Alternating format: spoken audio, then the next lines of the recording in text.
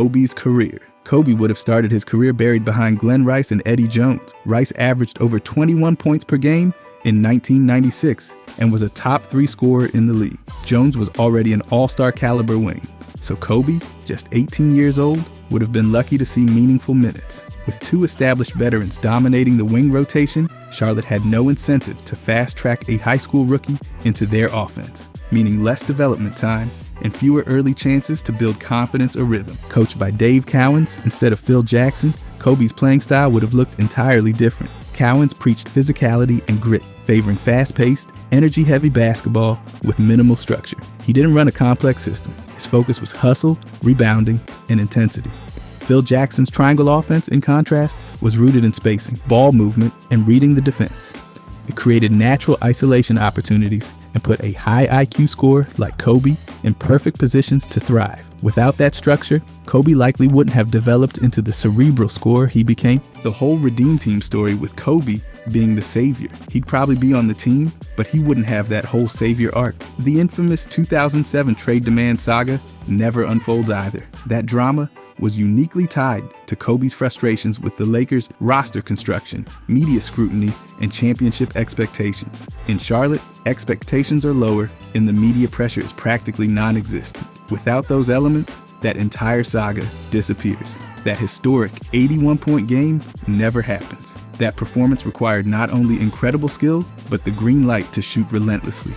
The Lakers gave Kobe that freedom because they had no better option. Charlotte, on the other hand, had veterans to share the load, a team-first system, and no reason to let a young player dominate possessions like that. The 2008 MVP award? Not happening. MVPs go to players who lead winning teams and dominate the season narrative. Kobe got his because he turned the Lakers into title contenders again. Charlotte, struggling just to make the playoffs, wouldn't have had the record or media momentum to carry his MVP case. He never becomes the youngest All-Star starter at 19. That honor came in part because he was dazzling in LA, and fans responded to the highlight plays. In Charlotte, buried on the depth chart behind Rice and Jones, there's no way he builds that kind of hype in just 2 years. The rivalry with Paul Pierce in the 2008 and 2010 finals never develops. Those matchups were steeped in Lakers versus Celtics history. Take Kobe out of LA, and that iconic rivalry never ignites, erasing a major storyline from both players' careers. No Adidas Feet You Wear sneaker deal either.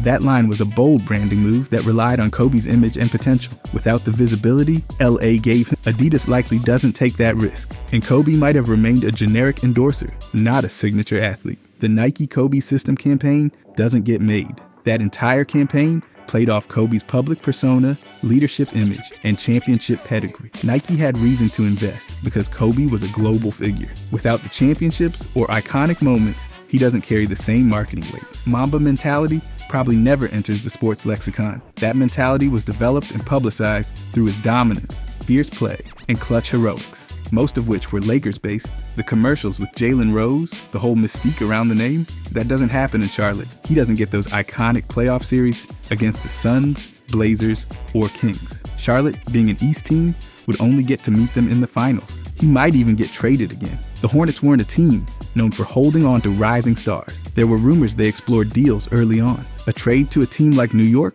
could have changed things again, but it's all speculative and doesn't guarantee a better situation. Without the Lakers' reach, his global fan base shrinks. The Lakers are broadcast worldwide. Their brand helped amplify every one of Kobe's achievements. Charlotte just didn't have that platform, especially in the early 2000s, so his international fan support would be much smaller. He doesn't pass Michael Jordan on the scoring list. Kobe did it through sustained, high scoring, and long career totals. If he'd been in a system that didn't give him consistent volume, like Cowan's system, or didn't motivate him to play 2 decades, he probably ends up well short. His farewell 60-point game in 2016 vanishes. That moment was a tribute to his career, played in front of adoring fans in a packed LA arena. Charlotte would have offered a much more subdued ending if he even stayed that long. At a Hornets game, the biggest celebrities there might be Mr. Beast and Cam Newton. All defensive team honors likely dropped too. He made 12 of them. Those awards aren't just about on-court performance. They reflect media visibility, team success,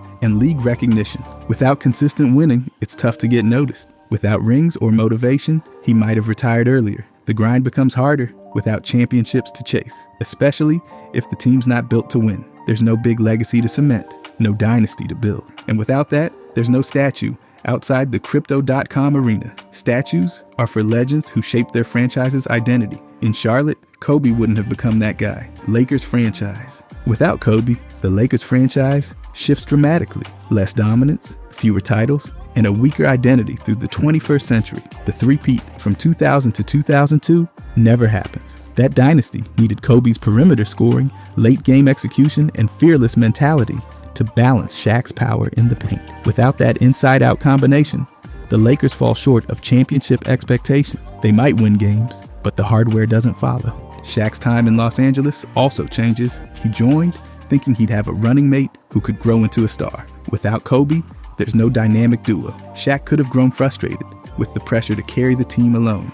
Based on his exit from Orlando, it's reasonable to think he might have pushed for a trade or left earlier, especially if the team wasn't contending. Jerry West's reputation loses its defining moment. The move to trade for Kobe and sign Shaq is considered one of the most iconic front office plays in NBA history. Without that draft day deal, West still has accomplishments, but his status as the greatest general manager of his era takes a hit. The early 2000s rebuild doesn't happen. With Kobe, the Lakers rebounded quickly after Shaq's exit. He kept them relevant, dangerous, and eventually champion caliber again. Without him, the Lakers probably enter a full-on rebuild similar to their struggles in the early 1990s. A stretch of mediocrity without a foundational star to rally around. Phil Jackson might never coach the Lakers. After winning 6 rings with the Bulls, he wasn't coming back for just anyone. The appeal of coaching both Shaq and Kobe drew him in. Without Kobe, the roster lacks long-term potential, and Jackson might pass altogether. The Powell trade in 2008 doesn't happen. That mid-season deal came directly after Kobe publicly demanded better help.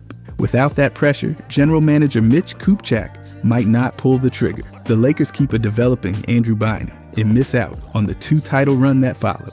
No Kobe means no finals appearances in 2008, 2009, or 2010. Those years were shaped by the Kobe-Powell partnership, anchored by Jackson's leadership. Without Bryant, the Lakers likely bow out earlier in the playoffs or don't reach them at all. Those 3 finals trips brought the Lakers to 17 titles. Without them, the team's count stalls at 15, leaving the Celtics ahead in the championship race. The back and forth between Boston and LA is one of the league's best storylines. And without Kobe's late career titles, the Lakers stay behind.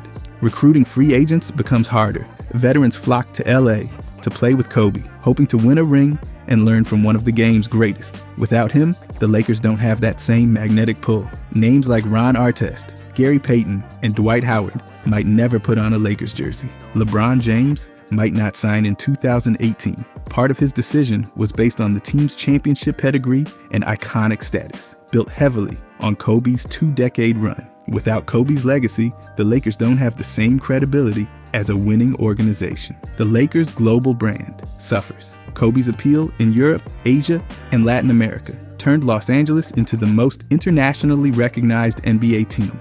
Without him, the Knicks might hold on to the top spot in value and recognition, especially given New York's media reach. Merchandise sales take a hit. Kobe's jersey was always near the top in global sales. His presence alone fueled Lakers gear flying off shelves worldwide. Without him, those numbers drop, and so does the team's commercial dominance. Staples Center loses its legend. Dubbed the house that Kobe built, it became a mecca for basketball because of his performances. 81 points, buzzer beaters, and that 60-point farewell. Without Kobe, it's just another high-end arena without the same mythology. Again, for the statues outside Crypto Arena look different. Shaq's statue was earned alongside Kobe. Without that run, the Lakers might not feel compelled to immortalize him, and without Kobe's own 2-decade impact, there's no reason for a statue at all. Championship totals drop. Without the titles from the early 2000s and the late 2000s, the Lakers win far fewer than the 9 they grabbed after the 1990s. That reshapes how they're viewed historically. Less dominant, less legendary, their cultural impact declines. Kobe kept the Lakers in the spotlight even when the roster wasn't strong. His drive, controversy, and greatness made them relevant year after year. Without that, the franchise fades into the middle tier, both competitively and culturally. International camps and clinics lose star power. Kobe's presence brought credibility and excitement to Lakers-sponsored basketball camps in China, Italy, and beyond. Without him, those efforts likely never expand into global showcases. Los Angeles itself changes. The murals, tributes, and public love for Kobe are tied directly to his role as a Laker. Without 20 years in purple and gold, the city doesn't create the visual legacy that now lives on walls, buildings, and parks. Even the number 24 doesn't reach icon status. It became legendary because of Kobe's second career act. Without his Lakers tenure, that jersey number remains anonymous in basketball circles and doesn't inspire the next generation of players to wear it. By the way, if you guys want to subscribe, I'm going to be posting every day. Thanks. Anyways, Hornets franchise. The Charlotte Hornets' trajectory shifts from short-lived relevance to sustained excellence. Immediately, they gain a young, charismatic star capable of anchoring the franchise for decades. Bryant's presence would have launched Charlotte into national relevance by the late 1990s, positioning them as more than just a mid-market team. His stardom, growing by the year, gives the Hornets more than talent. It gives them a spotlight. That spotlight likely prevents their relocation in 2002. The Hornets moved to New Orleans after declining attendance, franchise fatigue, and community disinterest. With Kobe headlining the team, attendance numbers almost certainly stay high. The original Charlotte Hornets sold out over 360 games. Adding a global icon like Bryant keeps seats filled and fans invested. Without that empty arena crisis, ownership probably never considers moving. Their early 2000s playoff consistency likely improves too.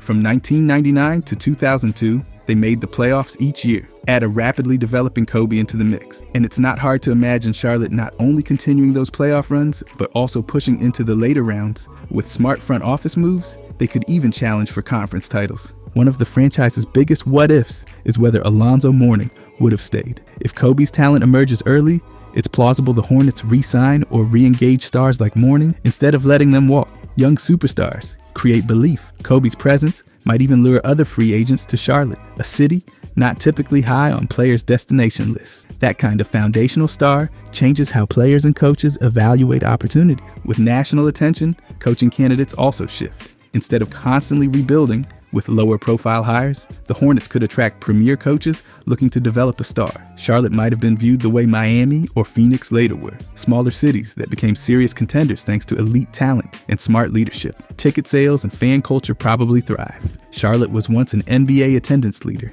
Kobe would have reignited that local love, and the city might have become one of the most loyal markets in the league. With consistent wins and an exciting superstar, there's no need to rebrand or launch the Bobcats era. The team stays the Hornets, popular, profitable, and connected to the community. Without the instability of relocation, Michael Jordan's involvement in the franchise also changes. He bought into the struggling Bobcats, but in this alternate timeline, he might invest in a thriving Hornets team. Instead of trying to salvage the brand, he joins a successful organization already powered by one of the most iconic players in history. Kobe also guarantees better national TV coverage. The Hornets likely earn Christmas Day games, ESPN slots, and consistent media attention. That exposure boosts revenue, helps build the fan base, and makes them a part of regular NBA discourse. Bryant's games would be must-watch events regardless of market size. Their draft reputation becomes one of brilliance, not regret. Right now, the Hornets are often remembered for trading Kobe away.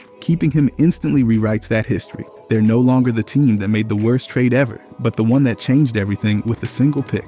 With Kobe leading the charge, Charlotte could credibly challenge the Eastern Conference's best teams in the late 1990s and early 2000s. The Bulls were fading, the Pacers were tough, and the Celtics were inconsistent. Kobe gives the Hornets a path to the conference finals, maybe even the NBA finals, before the LeBron-led East begins its reign. His presence also shapes the franchise's regional dominance. The Carolinas are already a basketball-heavy region. With a winning team led by a homegrown legend, the Hornets become a top-tier presence from North Carolina down through South Carolina and beyond. That influence grows if they win the East before LeBron's rise. It's not unreasonable to think Kobe could carry the Hornets to at least one NBA Finals. A ring? Maybe, but even contending raises the franchise's profile permanently. Long-term, Charlotte becomes a model for how small market teams can succeed globally. Like Milwaukee with Giannis or San Antonio with Tim Duncan, Charlotte with Kobe becomes the example of how elite talent and loyalty can transform perception. They're no longer just a minor player. They're the proof that greatness can come from anywhere. Instead of a broken franchise history full of stops, rebrands, and mediocrity, the Hornets build a dynasty-like legacy. The conversation changes. They're not defined by what they lost. They're defined by what they built. Their name means something in NBA history. It becomes associated with winning, not mistakes. And the ripple effects stretch far. From free agent conversations to league marketing strategies, the Hornets gain clout. The Carolinas become a recruiting ground. The team's merchandise becomes global. They are no longer a team bouncing between relevance and invisibility. They are a franchise with legacy, identity, and power. Shaq's career. Shaq's legacy looks significantly different. Fewer rings, less cultural dominance, and more questions about unrealized potential. The pairing with Kobe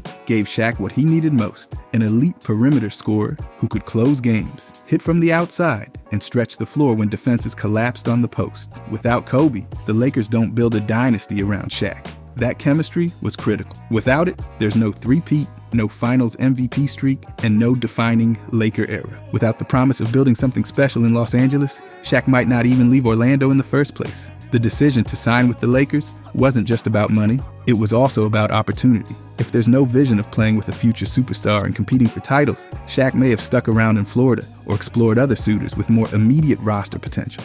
That shifts his entire career trajectory. If he does leave Orlando but doesn't find a Kobe-like partner, Shaq likely becomes a nomadic ring chaser. He could have ended up with the Knicks, who were a solid contender at the time, or join the Spurs, who had David Robinson and would soon draft Tim Duncan. But these alternate paths don't guarantee rings, and certainly not 3 in a row. Without the stability and star pairing Kobe provided, Shaq's title count likely drops. That means the 3 consecutive finals MVPs from 2000 to 2002 never happened. Those awards are a core piece of Shaq's resume. They put him in elite company and proved he could dominate when it mattered most. Without the Lakers' success, those accolades vanished. He might still have strong playoff performances, but without deep runs, they wouldn't carry the same weight. His legacy shifts from dynasty cornerstone to dominant outlier. Think Hakeem, respected, elite, but with fewer rings and less postseason consistency. Shaq would still be viewed as an unstoppable force, but one who didn't translate raw talent into sustained team success. The off-court dynamics also change. Without Kobe, there's no public feud, no rap battles, and no cultural drama that fueled headlines for years. That rivalry added to Shaq's visibility. It made him a star beyond basketball. Without it, his presence in the public conversation would shrink. Fewer sound bites, fewer viral quotes, and less crossover appeal. His standing within Lakers history also takes a hit. Without championships, Shaq doesn't join the pantheon of legendary big men in franchise lore. He becomes another great player who passed through, not someone who shaped the team's identity. That means no statue outside the arena, no jersey retirement celebration at that level, and no place in the greatest Laker big man debate. Shaq's career may also shorten. Winning fuels motivation. Those title runs in the early 2000s kept Shaq engaged and hungry. Without that success, he might grow frustrated and call it quits earlier. Playing through injuries and aging legs makes more sense when you're contending. If you're bouncing from team to team looking for a spark, that drive disappears quicker. His lone title with Miami in 2006 becomes the only ring on his resume. It's still a major accomplishment, but the narrative changes. Instead of a 4-time champion with 3 finals MVPs, Shaq becomes another superstar who needed the perfect situation to win once. That's a very different legacy. He likely plays for even more teams. Without success in Los Angeles, his stints in Phoenix, Cleveland, and Boston might be just the start. Teams would still want him, but without a home base or consistent partner, he'd spend more years bouncing between contenders, hoping to catch fire at the right moment. The Lakers' failed superteam in 2004, Shaq, Kobe, Gary Payton, and Karl Malone, never comes together. That season was built on the remaining pieces of the Kobe-Shaq core. Without that relationship, the team never has the foundation to attract those veteran stars, and that dramatic finals loss to Detroit never becomes part of Shaq's story. His pop culture image also changes. Much of Shaq's media profile was built in Los Angeles. The city's spotlight gave him access to movie roles, TV deals, and visibility beyond sports. Projects like Kazam and Steel might still exist, but without the Lakers connection, they carry less weight and draw smaller audiences. The number 34 jersey loses significance. It became iconic because of Shaq's role in Lakers championships. Without that run, it's just a number he wore, not a symbol of dominance. Fans don't buy it in droves, and it doesn't hang in rafters with the same reverence. And his rank among all-time centers slips. Without multiple titles and finals MVPs, Shaq gets passed in the conversation by names like Kareem, Hakeem, and Tim Duncan. players with both individual greatness and team success. Shaq still makes the list, but he doesn't sit at the top. He becomes the center who could have been even more. 2000s NBA landscape. Without Kobe and the Lakers dynasty, the 2000s NBA landscape shifts dramatically. The Western Conference loses its dominant force, which opens title windows for teams that previously fell just short. The San Antonio Spurs, already champions in 1999, would likely grab more than 4 rings. Without the Lakers stopping them in multiple years, the Duncan-led squad, with Greg Popovich's system and defensive discipline, could claim 5 or even 6 or even 7 championships across the decade. Their consistency was already unmatched, and fewer playoff battles with Kobe's Lakers makes more title runs feasible. The Sacramento Kings possibly win the 2002 Western Conference Finals. That series was decided in a controversial Game 6. Without the Lakers in the bracket, or at least without Kobe leading them, the Kings, led by Chris Webber and Mike Bibby, could punch their ticket to the finals. That was one of the most complete and cohesive teams of the era. With Kobe removed, there's no iconic performance to derail their run. The New Jersey Nets may actually win the 2003 Finals. In reality, they were overmatched by the Spurs, but without the Lakers, the Western Conference champion could have been a younger or less experienced team. Jason Kidd and the Nets had the experience and the speed to possibly overwhelm a more vulnerable opponent from the West. The Detroit Pistons might win back-to-back championships. In 2004, they beat a loaded Lakers team. Without the Kobe-Shaq dynamic to conquer, Detroit's team-first, lockdown defense approach could have reigned for a few more years. In 2005, they went to 7 games with the Spurs. Without the Lakers earlier sapping their energy or shifting seeding, they may have had a clearer path to repeat. Allen Iverson might get a ring. In 2001, he carried Philadelphia past the East, only to meet Kobe and Shaq. Without that duo standing in the way, Iverson might have stolen a title or returned with an even stronger supporting cast in the years that followed. His window doesn't close as fast. Dirk Nowitzki and the Mavericks might win a ring before 2011. Dallas had deep playoff runs interrupted by the Spurs and the Lakers. Remove LA's dominance, and Dirk has more chances to go the distance earlier, especially in the mid to late 2000s when his supporting cast peaked. The Celtics, Big Three, Paul Pierce, Kevin Garnett, and Ray Allen likely win more than one title. They beat the Lakers in 2008, but lost to Kobe in 2010. Without Kobe's revenge arc, Boston could collect multiple rings, and Pierce may win more than one Finals MVP, elevating his career standing significantly. Carmelo Anthony's Nuggets make deeper playoff pushes. The Lakers knocked out the Nuggets multiple times during Melo's Denver years. Without that roadblock, he might have reached the finals, or at least solidified his playoff legacy earlier. His individual output would remain strong, but the team success would boost his standing.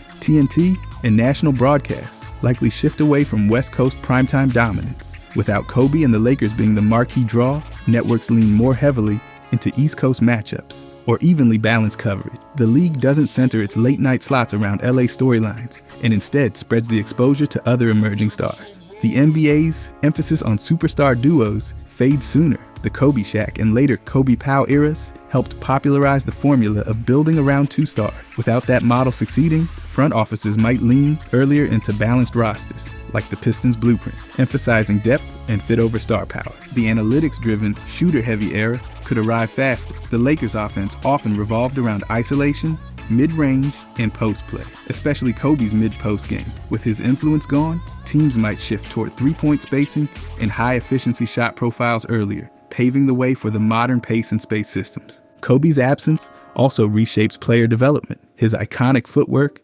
turnaround jumpers, and jab step rhythm were copied by an entire generation. Without his influence, guards and wings may focus more on pick and roll tactics, downhill attacking, and three-point shooting, accelerating the perimeter revolution in training and coaching philosophies. Modern NBA landscape. If Kobe Bryant had never emerged as the cultural force he became, the NBA's modern identity looks completely different. On the court, in sneakers, and across media. Nike, for one, would have shifted their branding dollars much earlier. Without Kobe leading their basketball portfolio during the 2000s, they likely doubled down on LeBron and Kyrie from the jump. Their signature lines become the marketing centerpieces faster, and Kobe's absence gives them more room to dominate the sneaker space with fewer comparisons or internal competition. The phrase Mamba mentality never becomes part of sports culture. That ethos, relentless drive, obsessive detail, competitive edge, wasn't just a mindset, it became a brand. Athletes across sports still cite it today. Without Kobe coining and embodying that identity, There's no slogan, no books, and no global movement built around that phrase. The mindset may exist, but it's not named or passed down the same way. The All-Star Game MVP trophy doesn't bear his name.